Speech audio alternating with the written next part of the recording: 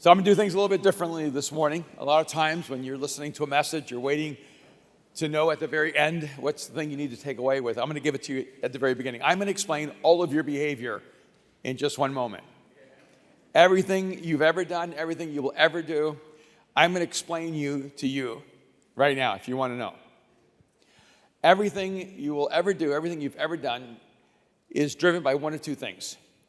You are either running from pain or seeking to feel alive. And when you're running from pain, you become the negative version of who you are supposed to become.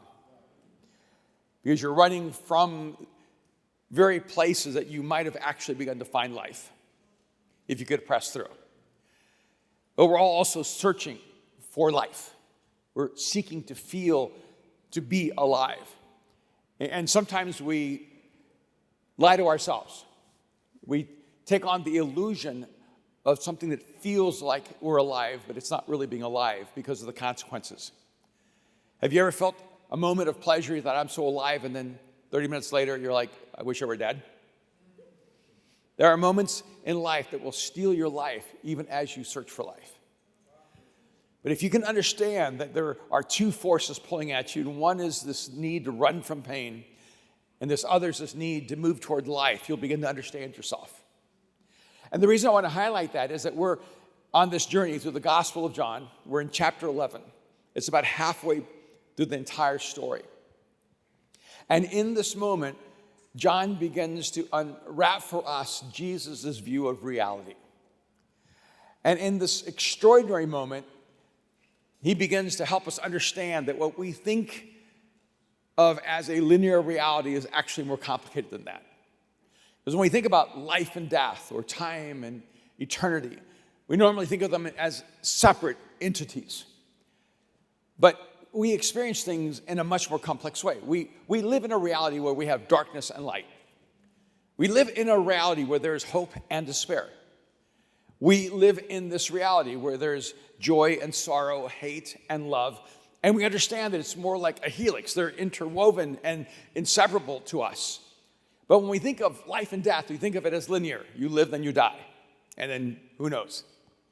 Or when we think of time and eternity, think, well, this is time and eternity is out there. But what Jesus is actually going to help us see in John chapter 11 is that the way we think of time is incredibly wrong. That there isn't a linear journey from life to death. Life and death coexist in the same reality. And there isn't a different space of time and then eternity. That time and eternity exist in this moment right now. So I want us to look together, and we'll begin in verse 1. At this moment that is a foreshadowing of things to come. It happens in the life of someone else as a foreshadow of what's going to happen to Jesus, as a foreshadow of what can happen to us. In verse 1, it says, Now a man named Lazarus was sick. He was from Bethany, the village of Mary and his sister Martha. This Mary, whose brother Lazarus now lay sick, was the same one who poured perfume on the Lord and wiped his feet with her hair. So the sister sent word to Jesus, Lord, the one you love is sick. When he heard this, Jesus said, This sickness will not end in death. No, it is for God's glory that God's Son may be glorified through him. Now, Jesus loved Martha and her sister and Lazarus. So when he heard that Lazarus was sick, he stayed where he was 2 more days. And then he said to his disciples, Let us go back to Judea. But Rabbi, they said, a short while ago the Jews there tried to stone you, and yet you are going back. Jesus answered, Are there not 12 hours of daylight? Anyone who walks in the daytime will not stumble, for they see by this world's light. It is when a person walks at night that they stumble, for they have no light. The way John begins to unwrap the story, and you'll see it interwoven throughout the narrative, is that John wants us to understand that everything that's going to happen in this moment, as spectacular as the end game of the story, he wants us to understand that everything that is about to happen is fueled by one thing. It is fueled by love. That's why John wants us to understand it's very specific. It's very intimate. There was a man named Lazarus, and he was sick, and he was from Bethany. the village of Mary and her sister Martha. Then he explains, now this Mary, because there are a lot of Marys. I mean, Jerusalem would be a lot like Mexico City. There are a lot of Marys there. This Mary, whose brother Lazarus now lay sick, was the same one who poured perfume on the Lord and wiped his feet with her hair. So what we know about Mary was that somewhere along the way, her life took a really destructive turn, and Mary became a prostitute. And she was considered unclean, unworthy, immoral. And so she breaks into a conversation that Jesus is having with religious leaders. She takes a year's worth of alabaster perfume and breaks it and pours it over Jesus' feet and uses her hair to wash Jesus' feet. And John wants us to know this is the same Mary. It's not a different Mary. It's not a better Mary. It's not an upgrade Mary. It's not an elite Mary. It's not a moral Mary. This is the same Mary that was considered unworthy to be in Jesus' presence. And by the way, she's Martha's sister and Lazarus' sister. And so what we know is that this woman, Mary, that everyone thought should not be in Jesus' presence, not only was allowed into his presence, but became his friend. And not only did she become a friend of Jesus, but he befriended her sister and her brother, and he became close to her family, and they became family to Jesus. And what John wants us to understand is that this entire story is to let us know that life is calling us. But as life is calling us, we need to understand that life is a love story. And that this entire story, what's happening is Jesus loving people, not just loving the world, not just loving humanity, but loving individual specific people. And in verse 3 it says, so the sister sent word to Jesus. I think this is fantastic. Lord, the one you love is sick. Imagine if that was the only description you needed to send to God about you needing help. Lord, the one you love is sick. Doesn't have to explain, Lord, it's Lazarus. Do you remember him over from Bethany? He has two sisters, Martha and Mary. Lord, the one you love is sick. And Jesus knows exactly who he's talking about. And I want you to know something. That's all that needs to be written by anyone about you. Because you are the one the Lord loves. And everything that God does in relationship to you is completely, utterly, absolutely motivated by love. The one who loves you is the one who sees you and knows you and moves towards you and waits for you to respond to him. And I love that he says, the one, Lord, you love is sick. And when he heard this, Jesus said, the sickness is not unto death. No, it's for God's glory, so that God's Son may be glorified through it. Now, verse 5, he goes back. Listen again. Now, Jesus loved Martha, and he loved Mary, and he loved Lazarus. Why is John saying this to us over and over again? He wants us to know this entire story is motivated by love. And not just the things that make sense, but the things that do not make sense. Because sometimes God just doesn't make any sense at all.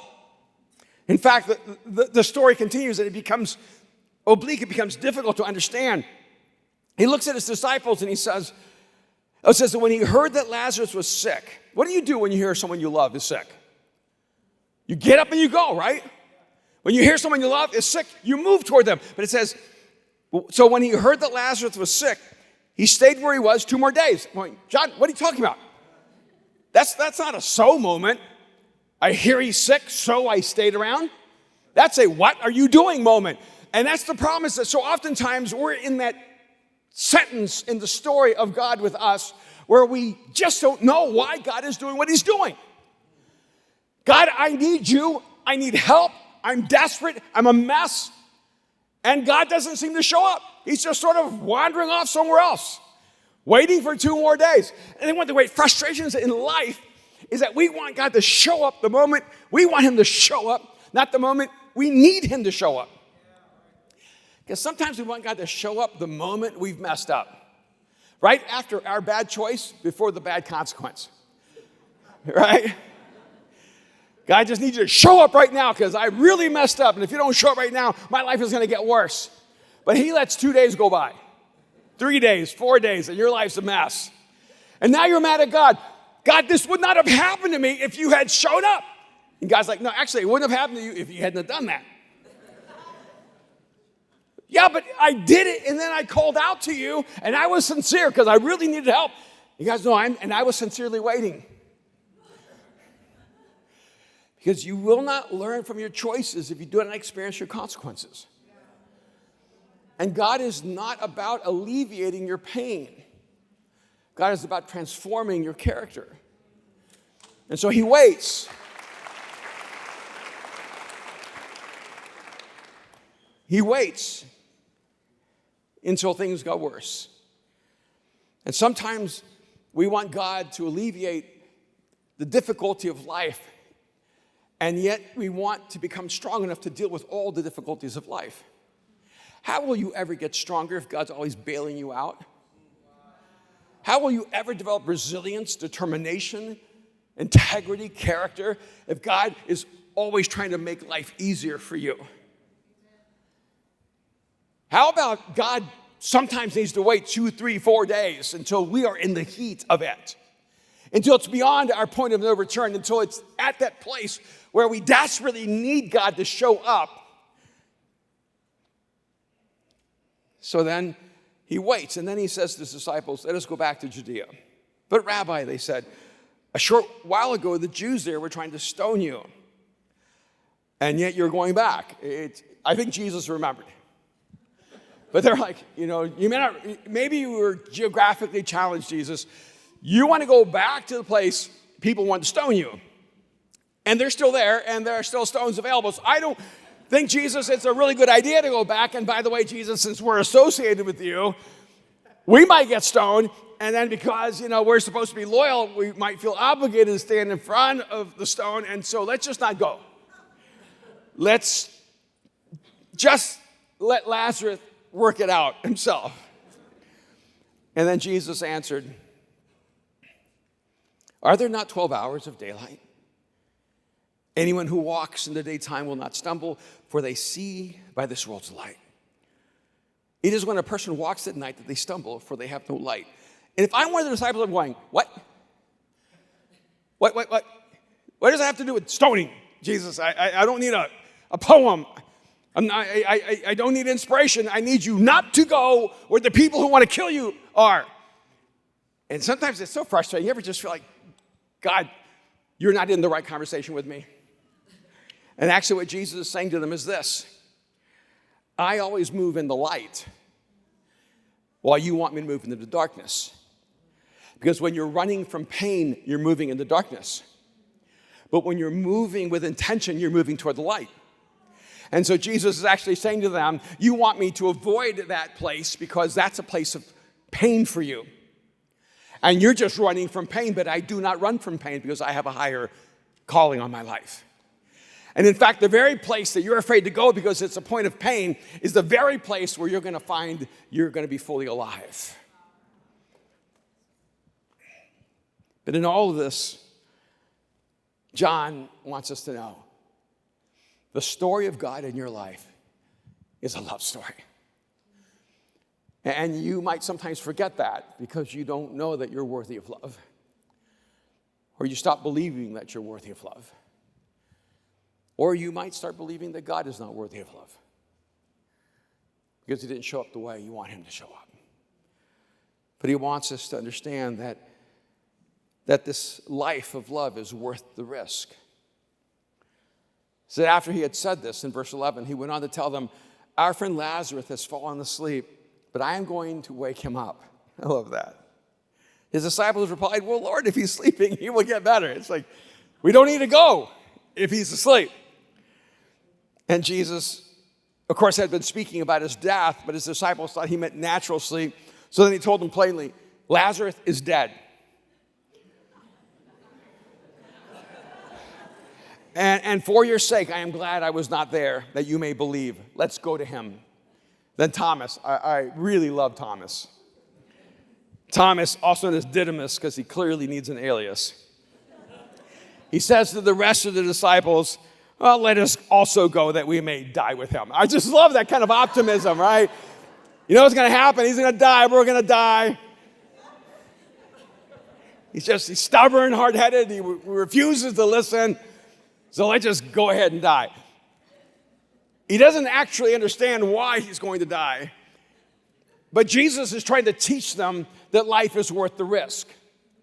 That if you're running from all the hate, and you're running from all the criticism, and you're running from all the danger, and you're running from all the crisis, and you're running from all the conflict, and you're running from all the pain, and you're running from all the wounds, you'll spend your entire life running away from life.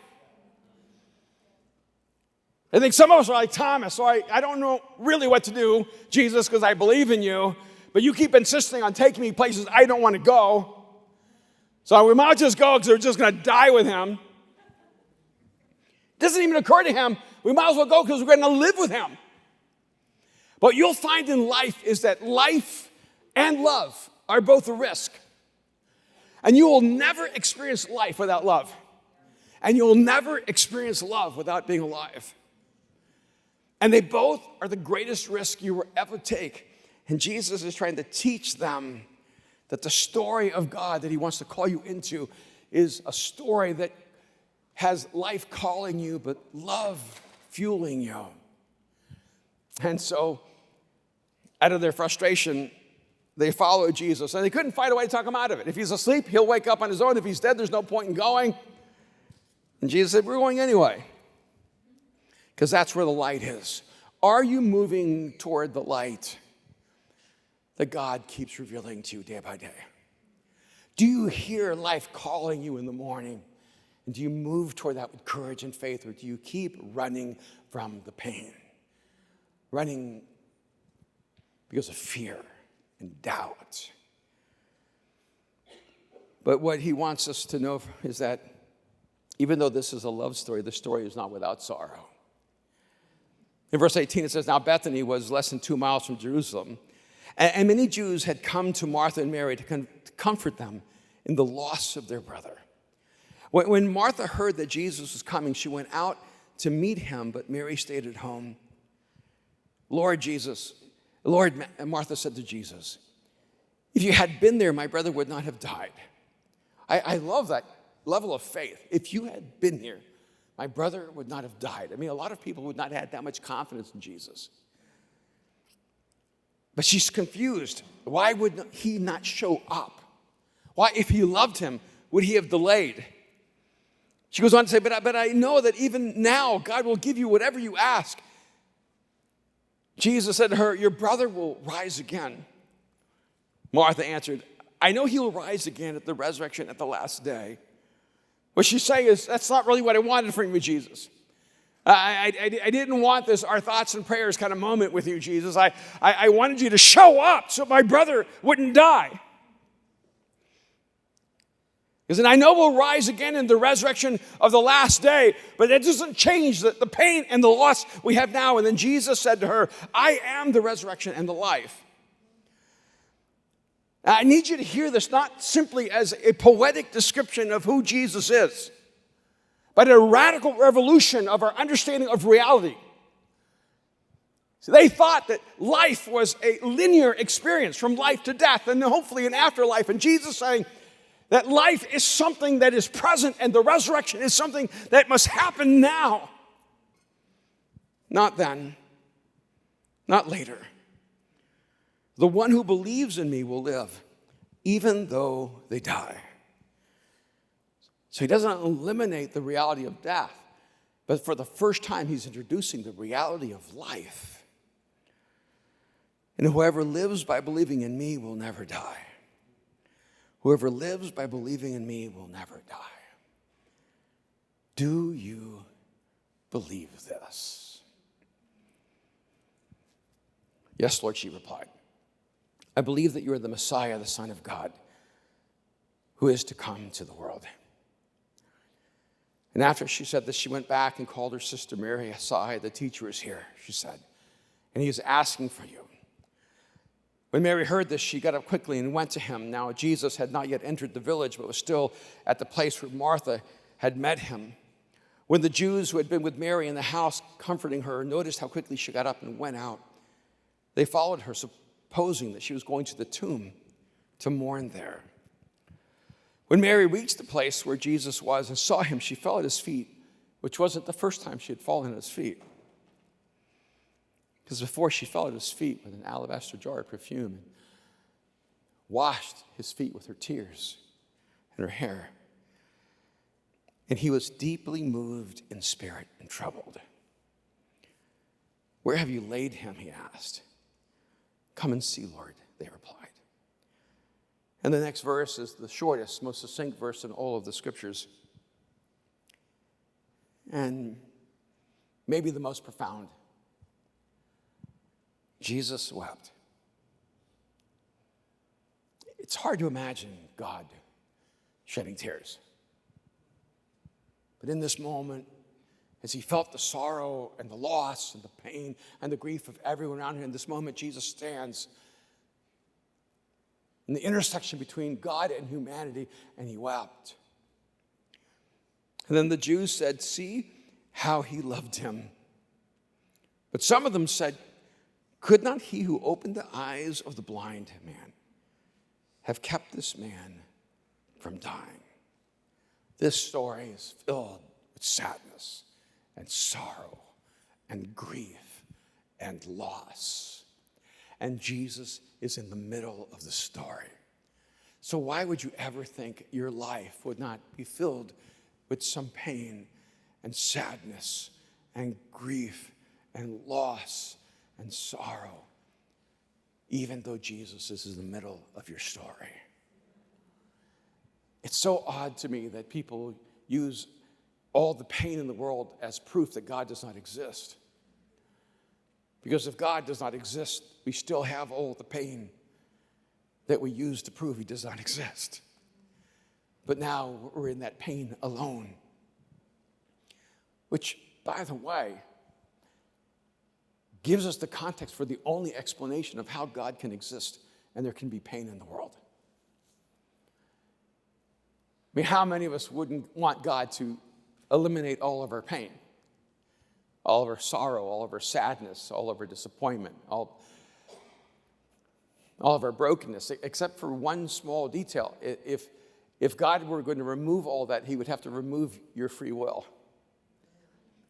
Because whether you realize it or not, you're a dominant source of the pain in your life. And other people's choices are also another source of the pain in your life. So if you think of the people who have hurt you, who wounded you, if God took away their free will, he'd have to take away your free will.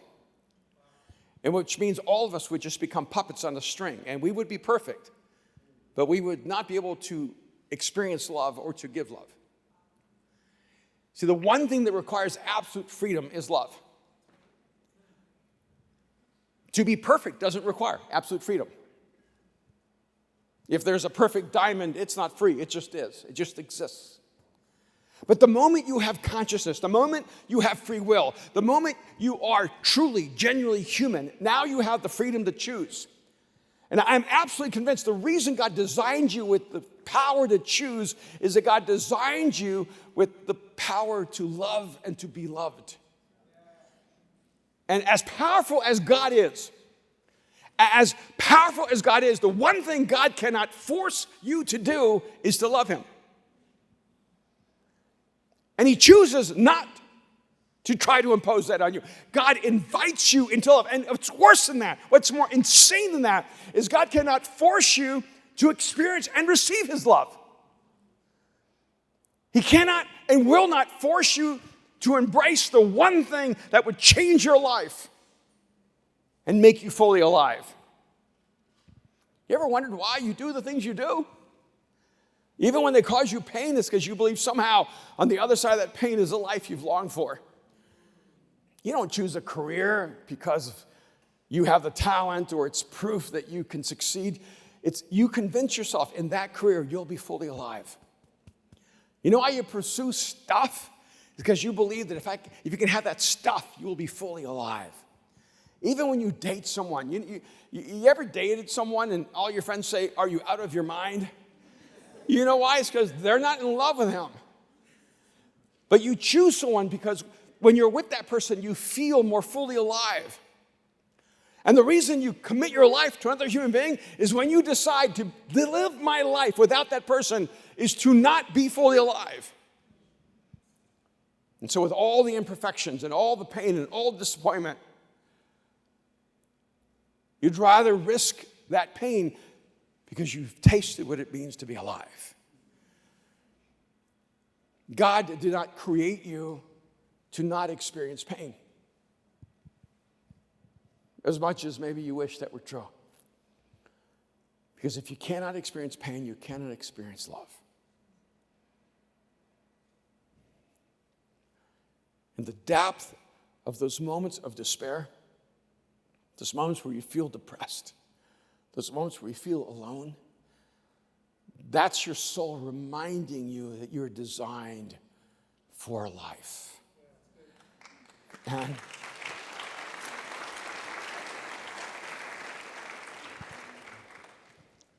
so Jesus speaks into this moment while Lazarus is dead. He said, now that he's dead, let's have a conversation about life. Now that you think there is no next chapter, let's talk about the next story. Do you believe this? And in verse 38, it culminates. Jesus, once more deeply moved, came to the tomb. It was a cave with stone laid across the entrance. Take away the stone, Jesus said. But Lord, said Martha, who was clearly a very organized, detailed, and obsessive-compulsive person. But Lord, said Martha, the sister of the dead man. And see here, John doesn't say the sister of Lazarus. John is writing the sister of the dead man, like thoroughly dead man. All right, this, multiply dead over several days. The sister of the dead man. By this time, there is a bad odor, for he has been there for days. I mean, I want to see my brother again, but not like this, okay? And so they don't want to remove the stone. And Jesus said, did I not tell you that if you believe, you will see the glory of God? So they took away the stone. Then Jesus looked up and said, Father, I thank you that you have heard me. I knew that you always hear me. But I said this for the benefit of the people standing here, that they may believe that you sent me. I love the way Jesus prays. It's almost like, Father, I know I talk to you all the time in my head. You talk to me all the time in my head. But I'm going to talk out loud so they can know we're having a conversation. And so they can see that the outcome is a direct result of our conversation with each other. I know this feels really weird, but here we go. And so Jesus is inviting everyone else into his intimacy with his Father. And then he says, and then he said with a loud voice, Lazarus, come out. The dead man came out, his hands and feet wrapped in strips of linen and a cloth around his face. And Jesus said to them, take off the grave clothes and let him go. This is such a powerful moment because the story begins with John letting us know Jesus loved Lazarus and he loved Martha and he loved Mary and he knew them intimately. He knew them by name and he called them out by name. And now Lazarus has been dead for 4 days. And he's going to prove to everyone watching that life is calling. And if you'll respond, you'll conquer the power of death. And so Jesus cries out. He doesn't say, come out. Because then every dead human who's ever lived on this earth would have came out and said, are you talking to me? So Jesus had to be specific. Lazarus, arise. And the dead man, he still couldn't call him Lazarus. Because John's writing this story going, I'm telling you, it was a dead man. He came out of the grave, but he was still wrapped up, so he didn't walk out. He just came out. Wrapped in strips of linen and a cloth around his face, because Jesus called him out by name. And I want you to understand, life is calling you. And it's not a generic call. That call has Jesus on one end and you on the other. And he already picked up the phone, but have you? You have caller ID? I don't understand the nuances, but our kids know when they call us whether we saw the call and didn't answer, or saw the call and we're not available, or saw the call or the call came and it was on airplane mode or do not disturb or something like that. And sometimes I've been on another call and they call and I hang up their call and they go, "Why'd you hang up on me?" And I go, "How could you know?" Yeah, we can tell what's happening on the other end. And if we can figure out that just from human communication, how much more does God know what you're doing when he's calling you? He's calling you, but you're on do not disturb. He's calling you, but you're taking another call because it's more important to you.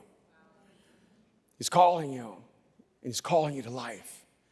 He's inviting you to step out of death into life. And there are people who are worried about what's going to happen after they die, and they need to be less concerned about what happens after death than what happens before death. Because Jesus looks at them and says, "I am the resurrection and the life." What he's saying is that eternity is not linear, it's relational. You don't go into eternity, you step into eternity when you enter into a relationship with the God who created you. And I wonder if you have heard God call you out by name, inviting you into more, inviting you out of death into life, out of despair into hope, out of bitterness into forgiveness, out of darkness into light, out of death into life. Spoiler alert. By the end of this gospel, Jesus dies on a cross, and on the third day is raised from the dead.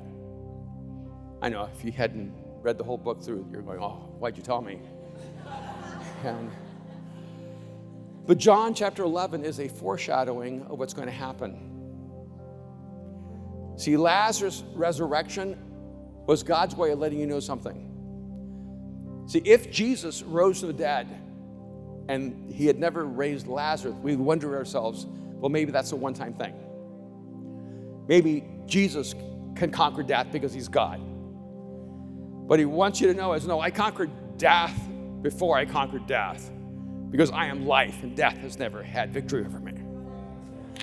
And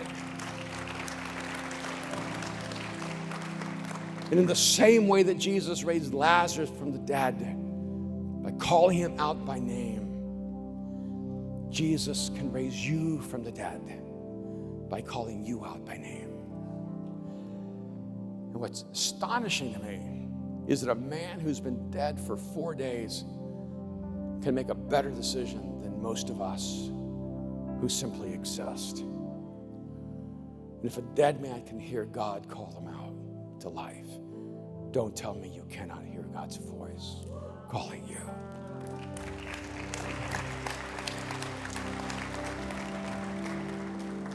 So I wonder if you're still in your grave clothes. You're just still wrapped up in all your fear and all your doubt. You're still wrapped up in your shame and your guilt. You're still being clothed by all the stuff that you've put on existing. And then when Jesus calls you out, sometimes you don't even know that you need to change clothes now, because you've been dressed for death. But now you've been invited to the dance and you need to get new clothes on. And there's some of you, you're still wearing the shame. It's time to take it off. You're still wearing the guilt. Time to take it off. You're still wearing the fear and the doubt.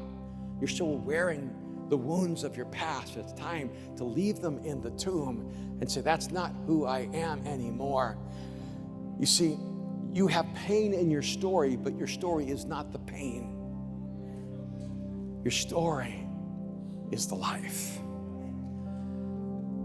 Can you imagine knowing Lazarus after the fourth day? Because this story is written while these people are still alive. See, we're hearing it 2,000 years later, but they knew the story then. Can you imagine, like, Lazarus now, he's just going to go buy bread on Tuesday. Is that you? Yeah, me. It's just post-death, me. How was it? Temporary. incapable of holding me down. How do you think he saw his problems going forward? How do you think he faced his bad days? How do you think he saw the challenges and obstacles and crises and conflicts of his life after he heard life calling? And it pulled him out of the darkness into the light. The moment you understand you're alive, every battle becomes less, because you are more. Because the dead are not good at fighting the battles that must be faced. The living are more than conquerors. Would you just bow your heads at me just for a moment? Just close your eyes.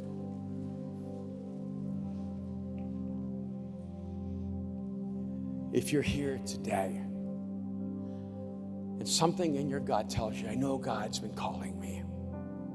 I know Jesus has been speaking to me. Maybe you've been hesitant to trust him with your life. Maybe you've put off crossing the line of faith and following him with everything you have. I want to invite you right now, this moment, to put your trust in Jesus. To let the one who conquer death in you right now.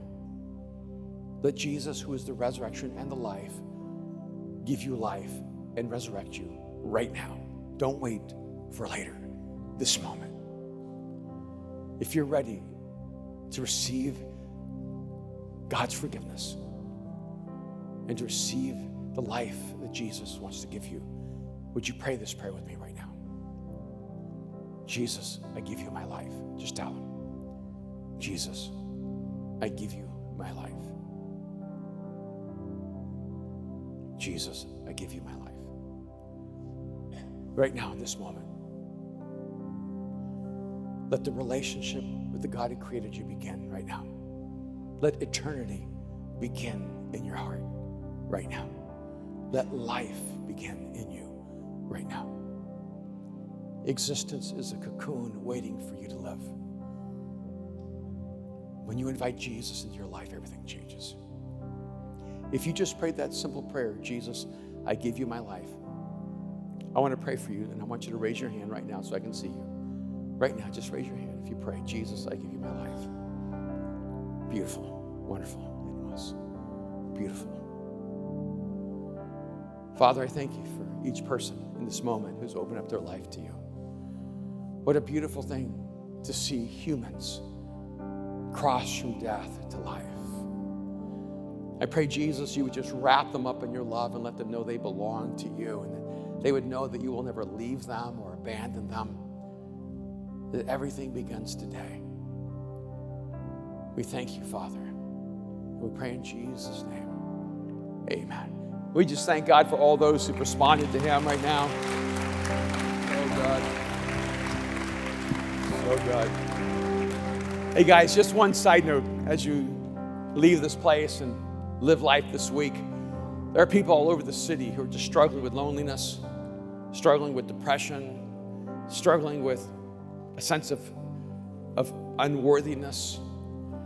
Man, more than anything else, what they need to see is a human who is fully alive. So if you stop running from pain and start running toward life, you're going to be amazed how many people are going to start coming to you and going, what has happened to you? And you can say, I don't know, it's like I came to life. It was like the weirdest thing. I didn't know it could happen. Like, I know it sounds crazy, but I opened up my life to someone named Jesus, and he made me alive, and now it's changed everything. It would be the most awesome thing to be able to go to work, to go to coffee shops, and just be alive. Be alive with hope, and be alive with joy. Be alive with expectation, with curiosity. Be alive to experience the beauty and wonder of life. Just be fully alive. And if I just remind you, don't let your life be defined by running from pain. The pain is not strong enough to keep you from the life God created you for. All right, love you.